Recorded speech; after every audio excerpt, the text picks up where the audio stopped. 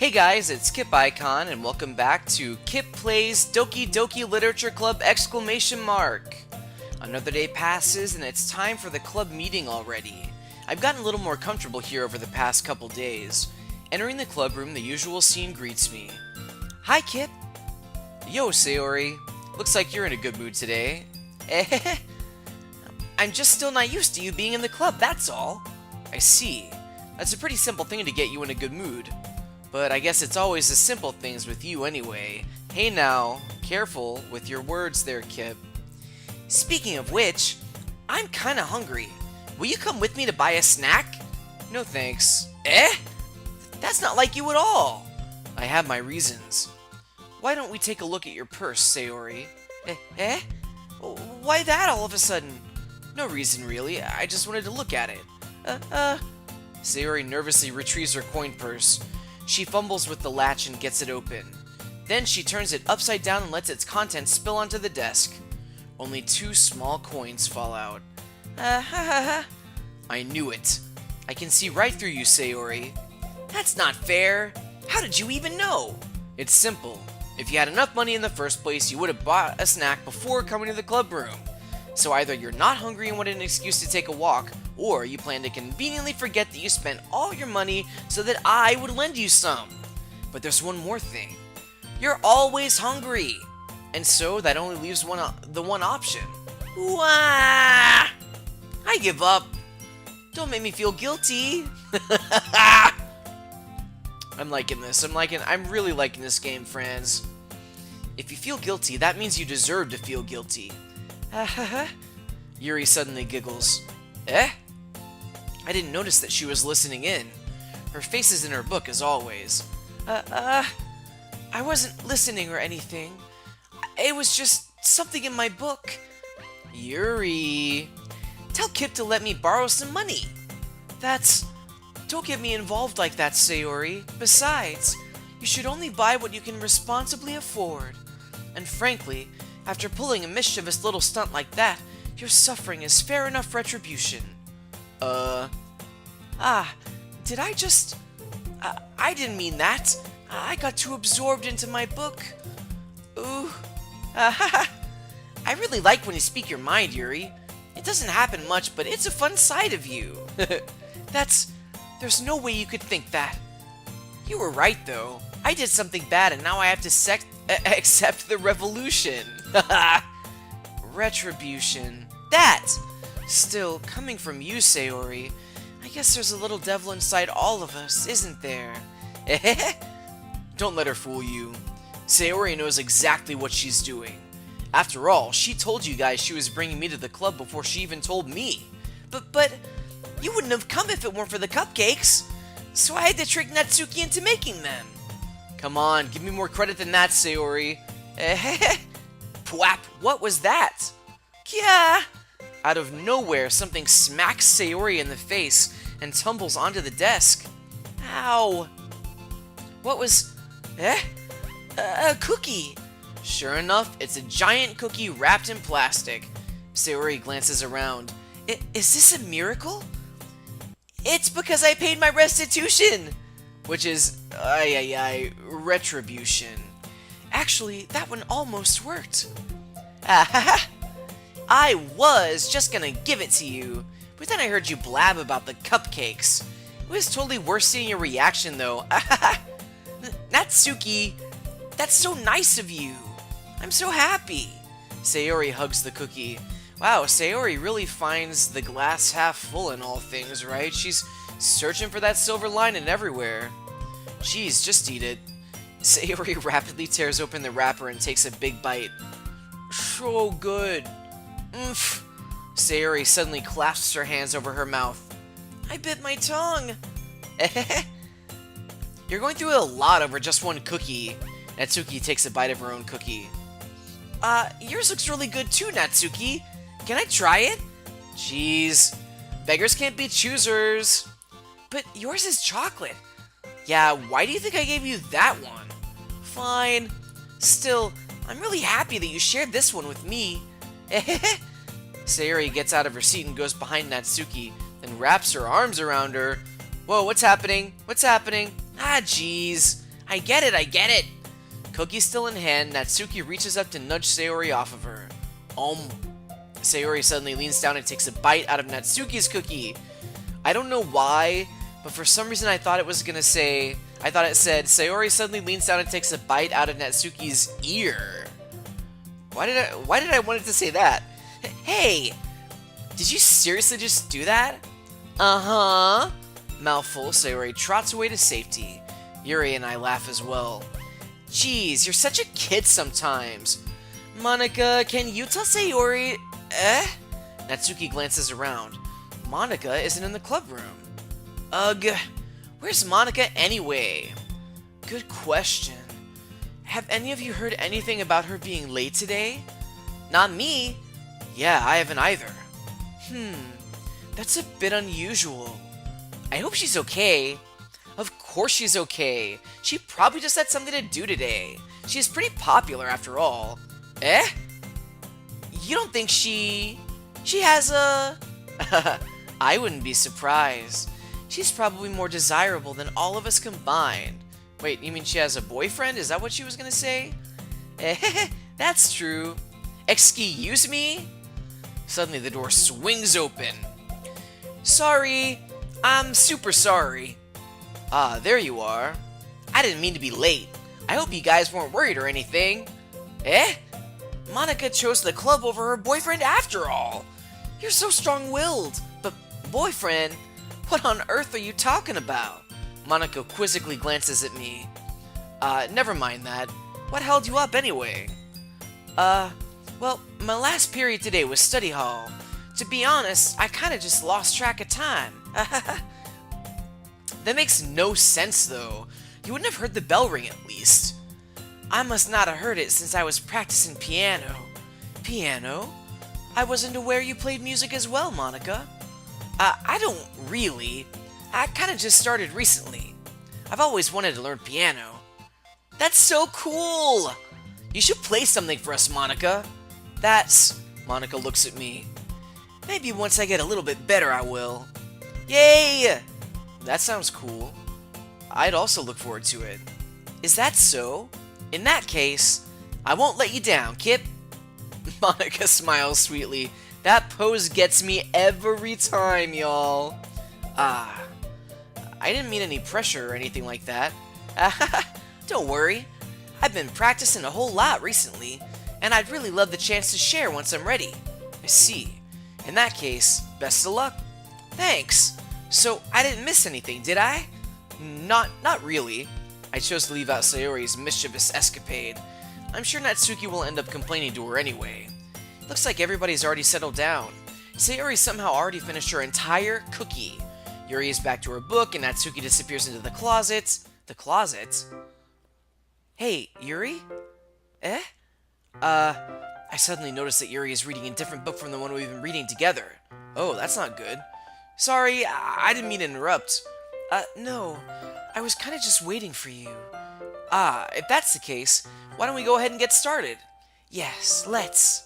Actually, I have a request. Do you mind if I make some tea first? Not at all. Thanks very much. If there's one thing that can make my reading time here any better, it's a nice cup of tea. Not to mention for yourself as well. Yuri stands up and makes her way to the closet. I follow and watch as she retrieves a small water pitcher from the shelf, the kind with the filter inside. Can you hold this for a second? Sure. Yuri hands me the water pitcher and also fetches an electric kettle. I'm gonna plug this in at the teacher's desk and then we'll go get some water.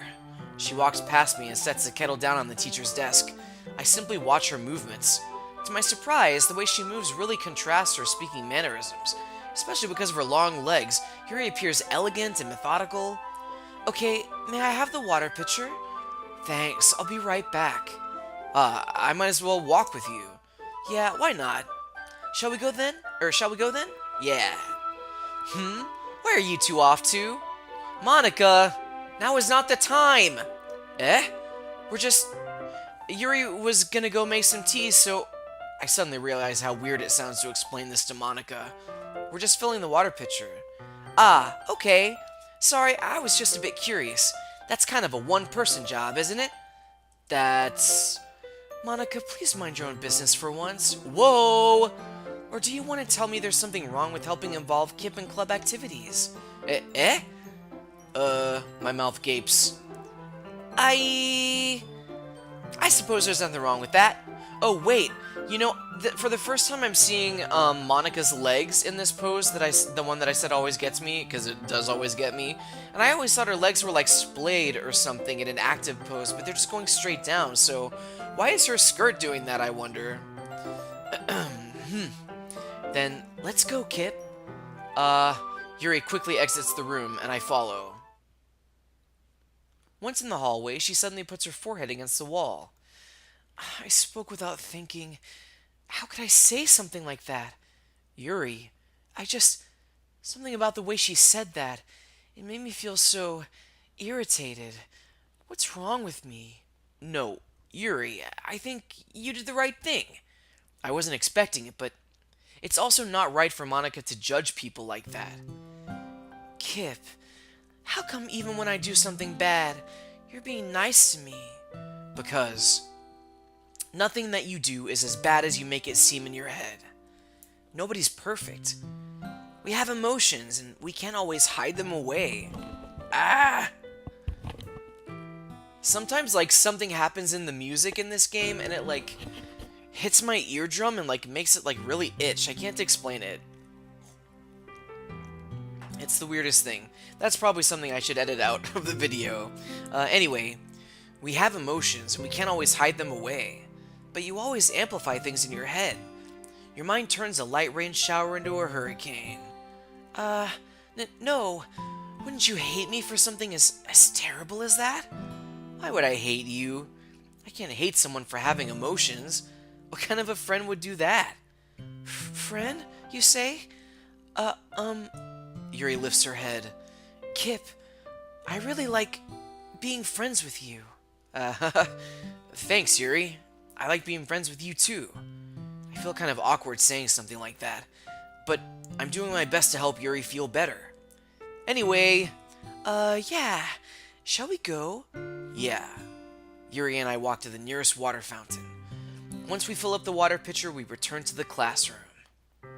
That was a sweet little scene there. Kip, do you like oolong tea? Yeah, I do actually. And I mean, I do too, in real life. Anything is fine. Very well. Yuri sets the temperature on the kettle to 200 degrees. Now it's time to get the teapot. You really do this properly, don't you? Of course. I shouldn't do any less when I'm making tea for others, even if I'm not an expert on tea or anything. In that case, you'll only be even more impressed. Perhaps I will. Yuri fetches the teapot and begins measuring the tea leaves. To my surprise, she even starts humming a little to herself. You must be in a good mood now. Is that so? I was letting it show. And you noticed. I was doing a bit of thinking. That pose, that hand looks really painful there for some reason in that pose. It's like all bent and like arthritic. And I decided that I would try expressing myself a little bit more. It turns out it's not very hard for me to do.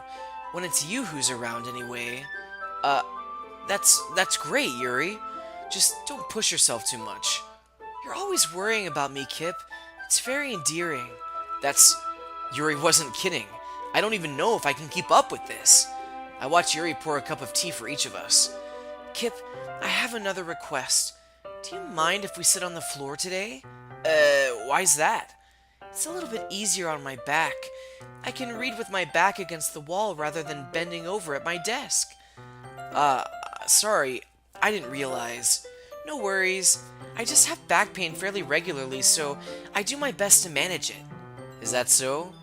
Wonder why that is. It's most likely because it's most likely, you know, you have some back pain because of those gigantic breasts. Your posture, right? Always hunched over like that while reading? Yes! Yes, I had terrible reading posture! So that's why we should sit on the floor. Fair enough. I'll go ahead and get the book. I retrieved the book from my bag. I have some chocolate as well. It's a bag of small chocolate candies that I kept hidden from Sayori's candy radar. Gosh dang, we are both, Yuri and Kip, we're both laying it on thick, aren't we? We're like little, horny mammals. I take it since it'll go well with the tea. Yuri and I then sit against the wall, teacups at our sides. As if in sync, we assemble the same reading position as last time, each holding one half of the book. Except this time, our bodies are even closer to each other. I can't see too well. Yuri slides closer until our shoulders are touching. How am I supposed to focus on reading like this? Yuri was always kinda cute, but when she's being less apprehensive, it's almost more than I can handle. Your teacup. Yuri hands me my teacup. Holding it with my hand that's not holding the book, I end up in a position that makes it even harder to focus. Because now I need to worry about making sure I don't accidentally touch her chest. Meanwhile, Yuri hasn't noticed a single thing. She wears her intense reading expression, and I can only presume the world around her has faded away. I use all my willpower to focus on reading. After a few minutes, I finally manage to relax a little. I put the teacup between my legs and fumble with the chocolate wrapper. Sorry. I briefly let go of the book to finish opening the wrapper.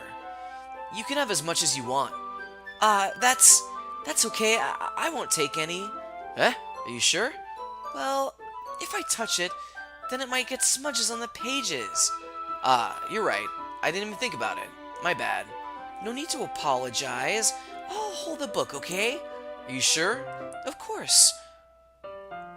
Wow, I was wondering if we were gonna get another little, another image like the last time we were reading with Yuri. This is gorgeous with the little particles in the air. Yuri opens the book with both hands. She holds it so that I don't have any harder of a time reading from it. But as a result, her left arm is practically resting on top of my leg. Well, in that case, Yuri is already totally focused on reading again. I take a chocolate candy and pop it into my mouth. Then I take another chocolate, and I hold it up to Yuri. She doesn't even look away from the book. She simply parts her lips as if this situation was completely natural. That means I can't stop there. I apprehensively place the chocolate in her mouth. Wait, was she actually parting her lips on purpose for the chocolate, or... Just like that, Yuri closes her lips over it. Eh? Yuri's expression suddenly breaks. Did I just... Yuri looks at me like she needs to confirm what just happened. Kip... Sorry. I guess I shouldn't have done that. Well... You were just helping. That's something that friends do, right? I mean, not really in this kind of context, but yeah.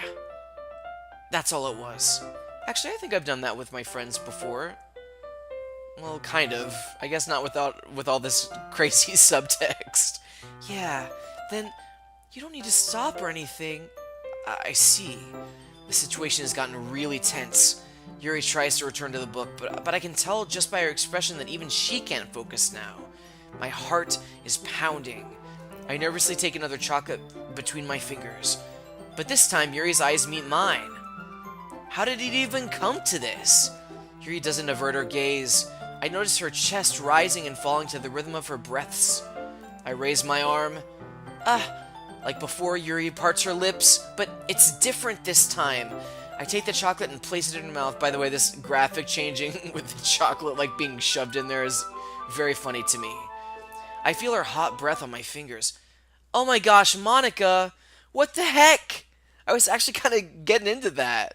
That was really abrupt, too. That was weird. Okay, everyone. Yuri jolts back. It's time to share poems. Wow. Monica has the worst timing in the world. Is she always the one who's cock-blocking me here? Kip, you can help Yuri put away the tea stuff, right? Yeah, of course. Okay, thanks. The spell is abruptly broken. I'll take care of the cups. Yeah. Yuri picks up the teacups from the floor. I pick up the bag of chocolates. In the end, we hastily clean up without so much as a word between us. I get the feeling this is something neither of us will have the courage to bring up. Can I just say, that actually kind of scared me a little bit. I find myself kind of like looking around my apartment right now being like, no, the door is locked, I'm good. I'm good. That was a weird feeling, Franz. Alright, I get the feeling this is something neither of us will have the courage to bring up. Who should I show my poem to first? Well, Yuri, obviously. She's our bae now. Let's see what you've written for today. Yuri stares at the poem with a surprised expression on her face. Do you like it? Kip, this one might be even better than yesterday's. Even though I used a lot of the same words? How did you even pick up on this so quickly? Just yesterday I was telling you the kind of techniques worth practicing. Maybe that's why. You did a good job explaining. I really wanted to try giving it more imagery. Yuri visibly swallows. Even her hands appear sweaty. I'm not used to this. Used to what? I don't know! It's fine, take your time. Yuri breathes and collects her thoughts. I know that Yuri likes to think before she speaks, so I offer that patience to her. Yeah, just being appreciated like this, I guess. It probably sounds really stupid, but seeing someone motivated by my writing, it just makes me really happy. Are you saying you've never shared your writing before? Yuri nods. Really? I don't believe it. I really only write for myself. And besides, people would just laugh at me. Do you really think that? Again, Yuri nods. Huh. Even your close friends? Yuri doesn't respond to that. I wonder why. Anyway, do you want to share the poem you wrote today? Yeah, I do. If it's with you. Oh my gosh. This is a long one too. Alright. The raccoon. It happened in the dead of night while I was slicing bread for a guilty snack. My attention was caught by the scuttering of a raccoon outside my window. That was, I believe, the first time I noticed my strange tendencies as an unordinary human. Whoops, that was too fast. Wait. Well, this is much longer than I thought. Okay, unordinary human.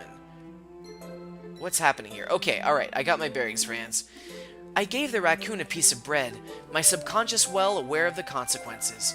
Well aware that a raccoon that is fed will always come back for more. If you give a mouse a cookie. That enticing beauty of my cutting knife was the symptom. The bread, my hungry curiosity. The raccoon, an urge. Ooga! The moon increments its phase and reflects that much more light off of my cutting knife. The very same light that glistens in the eyes of my raccoon friend. I slice the bread fresh and soft. The raccoon becomes excited. Or perhaps I'm merely projecting my emotions onto the newly satisfied animal. That could be. The raccoon has taken to following me. You could say that we've gotten quite used to each other. That raccoon becomes hungry more and more frequently, so my bread is always handy. Every time I brandish my cutting knife, the raccoon shows me its excitement. A rush of blood, classic Pavlovian conditioning. I slice the bread, and I feed myself again. Wow, that's actually really good. I mean, kind of a little on the crazy side, but it's good. I was a little more daring with this one than yesterday's. I can see that. It's a lot more metaphorical. I don't know if it's my fault, but I can't begin to imagine what this poem is about. We're a little thick. And I don't mean like THICC. That's right. It's a bit closer to my preferred writing style, using the poem as a canvas to express vivid imagery and conveying emotions through them. Yeah, if I take it at face value, then I can't even figure out what it's supposed to mean. Well, I think it's something that different people can relate to in their own way. I wanted to express the way it feels for me to indulge in my more unusual hobbies. It's those sort of things I'm usually forced to keep to myself. So, I sometimes enjoy writing about them. Why do you keep them to yourself?